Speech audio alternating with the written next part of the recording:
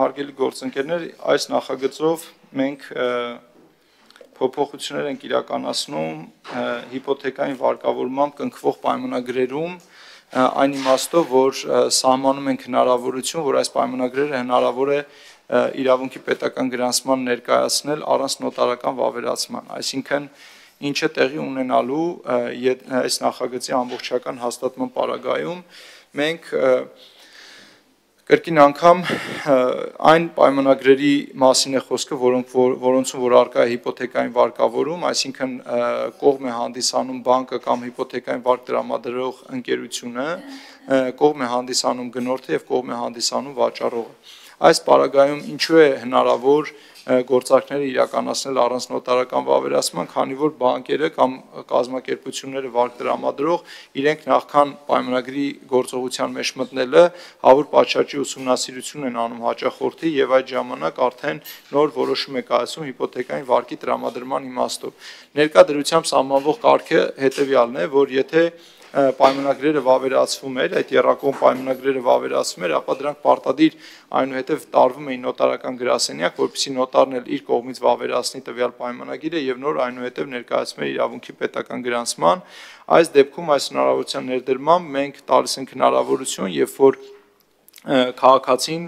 ով ուզում է գույք ձեռք բերել, վաճառողը ով վաճառողն է եւ համապատասխան գործարքը կնքվում է հիպոթեկային վարկավորմամբ, ապա իրենք իրար մեջ այդ եռակողմ պայմանագիրը ստորագրեն եւ էլեկտրոնային համակարգով բանկը ներկայացնի կադաստրի կոմիտե իրավունքի պետական գրանցման։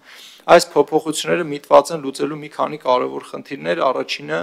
դրանցից այն է, որ ստեղծվում է հնարավորություն, որ Հայաստանի Հանրապետությունից դուրս գտնվող մարդը, ով ցանկություն ունի ներդրում կատարել Հայաստանի Հանրապետության անշարժ գույքի մեջ, այլևս կարիք չի ունենա որևէ լիազորագիր տալ, այնուհետև այդ փաստաթղթերը ապոստիլ անել եւ այնուհետև որևէ ներկայացուցիչ, ով որ կգնար եւ համապատասխան պայմանագիրը կկնքեր կամ ինքը որոշակի ծախսեր պետք է կրեր այդ Հայաստան այցելելու, Հայաստանում գտնվելու եւ տվյալ պայմանագրերը ստորագրելու, այսինքն ներ է դրվում մի համակարգ, որով արտասահմանում գտնվող ներդրողը, այսպես ասած, եթե ինքը ցանկություն ունի հիպոթեկային վարկավորմամբ Հայաստանի Հանրապետություն գույք ձեռք բերել, ապա ինքը կկարողանա այս առուծախի պայմանագիրը հեռահար գտնվելով արտասահմանում ստորագրել, ներկայացնել եւ դա արդեն իրավունքի պետական գրանցման հիմք կդառնա։ Եվ հաջորդ խնդիրը, որը միտված է արդեն անշարժ գույքի շուկայի զարգացմանը, այսինքն մենք հետեւողաբար զարգացնելով անշարժ գույքի շուկան, պարտավոր ենք ներդնել այնպիսի թվային գործիքակազմեր, որոնք այսօր առկա են առաջադեմ շուկաներում եւ որոնցից ներդրողները բավականաչափ հաճախ օգտվում են։ Մեր կարծիքով այս գործիքակազմի ներդրումը նաեւ խթան է հանդիսանալու այդ իմաստով, բայց միևնույն ժամանակ մենք թողել ենք այդ հնարավորությունը, որ քաղաքացին իր ընտրությամբ կարող է օգտվել պայմանագրի կնքման այս եղանակից կամ համապատասխանաբար նոտարական վավերացման եղանակով։ Սրա վերաբերյալ այս օրենքի հաստատումից հետո կառավարությունը պետք է սահմանի համապատասխան շաբլոն պայմանագրի ձևանմուշ, որը հիմք կդառնա արդեն բանկերի, վարկատուների, վարկառուների, գնորդների եւ վաճառողների միջև պայմանագրի կնքման համար։ Մոտավորապես սա է նախագիծը, խնդրում եմ հաստատել։ Շնորհակալություն, պարոն Թովմասյան։ Ես քանի որ նախագծերը նախապես քննարկել ենք, ըստ էության այդպիսի մեծ հարցեր չկան, զուտ մի կողմնակի հարց է, այս նախագծի վերաբերյալ նոտարների դիրքորոշումը ինչպիսին է։ Մենք բովանդակային առումով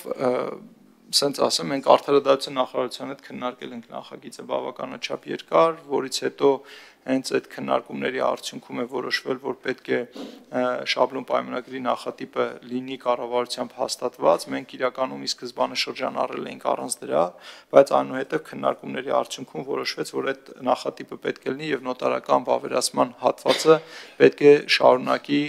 որպես այլընտրանքային տարբերակ գոյություն ունենալ։ Ես հիմա կդժվարանամ բոլորի կարծիքը ասել, որովհետև միգուցե լինեն մարդիկ, ովքեր թվային օրակարգի ներդրմամբ, այս գործիքակազմի ներդրմամբ ամբողջությամբ ընդունեն, որ սա մեծ ազդեցություն կարող է ունենալ, եթե լավ գովազդվի եւ այս մեթոդաբանությունը եթե սկսվի կիրառվել արտասահմանից որոշակի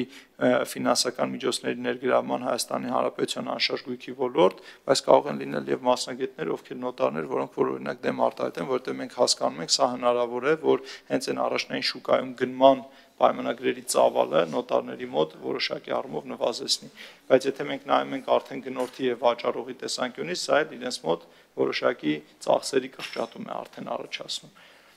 Հենց այդ ձեր նշած երկրորդ հանգամանքի մասին էի ասում, այսինքն ըստ էության սա նշանակում է նոտարական ծառայությունների պահանջարկի որոշակի նվազում է այդ մասով, այսինքն անհրաժեշտությունը վերանում է, բայց մյուս կողմից այդ ֆիքս ենք, որ հստակ լինի, եթե ամեն դեպքում կողմերը ուզում են, որ նոտարական հաստատումով լինի, իրենք իրենց հնարավոր ինչ-որ իրավական ռիսկերից ապահովագրելու համար, ապա այդ հնարավորությունը օրենքում թողնված է։ Այո, այսինքն այստեղ հենց հավասարակշռությունը այդ տրամաբանությամբ է բերված եւ սա թողնված է կողմերի նախընտրության նախասիրությանը։ Եթե երրակողմ կորոշվի, որ պատվյալ պայմանագիրը կարելի առանց նոտարական վավերացման կա հնարավորություն, խնդրեմ, գործում է էլեկտրոնային համակարգը, եթե կլինի, որ չէ, կողմերը ամեն դեպքում ցանկություն ունեն նոտարական վավերացման, ապա այո, էլի օրենսդրական արգելք չկա, կարողանան կրկին անգամ նոտարի աջակցության պայմանագիրը վավերացնել։ Շնորհակալություն։ Հարցեր չունենք, ելույթներ էլ ենթադրում եմ չունենք, Պարոն Թովմասյանը ենթադրում եմ ավելացնելու բան չունի, ուրեմն մնում է քվեարկենք հարգելի գործընկերներ, ովքեր են կողմ այս օրենքների նախագծերի փաթեթի դրական եզրակացություն տալուն կողմ, միաձայն կողմ եւ որպեսզի ներառենք առաջիկա նիստերի օրակարգ ովքեր են կողմ, էլի միաձայն կողմ հարակից զեկուցող պարոն Ծիրունյանը կլինի, համել նախորդ նախագծի հետ կապ ունի եւ հաջորդը պարոն Թովմասյան ռիելտորական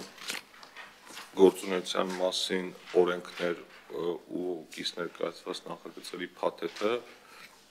ասել հարակից զեկուցողն եք դուք, խնդրեմ։ Շնորհակալություն, հարգելի պարոն Թունյան, հարգելի գործընկերներ, ինչպես գիտեք, ազգային ժողովում կազմակերպվել էր քննարկում մասնագետների հետ համատեղ այս օրենքի վերաբերյալ եւ ոլորտում գործունեություն ծավալող ընկերությունների ներկայացուցիչների հետ եւ որոշակի լրամշակման կարիք է առաջացել ըստ իրենց առաջարկությունների, իհարկե մենք առաջարկությունների